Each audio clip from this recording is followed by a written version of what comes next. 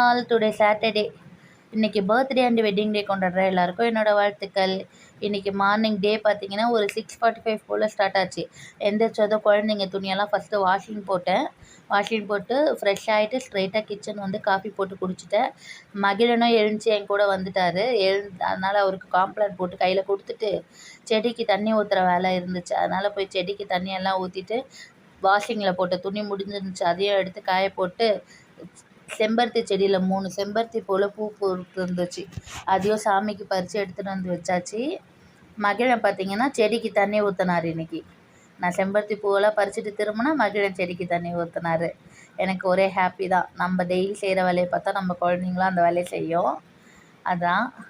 அப்புறம் பார்த்திங்கன்னா இன்றைக்கி மார்னிங் பிரேக்ஃபாஸ்ட் நிறைய பேருக்கு பிடிச்சதோ நிறைய பேருக்கு பிடிக்காததோ 1 பார்ட் உப்புமா, ரவை உப்புமா செஞ்சாச்சு. ரவை உப்புமா செஞ்சாலே எப்பவுமே என் ஹஸ்பண்ட் தான் தேங்காய் சட்னி அரைப்பாங்க. பட் இன்றைக்கி அவர் லேட்டாக எழுந்திரிச்சு டியூட்டிக்கோ டைம் ஆகிடுச்சுன்றதால அவங்க கிளம்பிட்டாங்க. நாங்கள் சர்க்கரை வச்சு சிம்பிளாக பிரேக்ஃபாஸ்ட் முடிச்சாச்சு.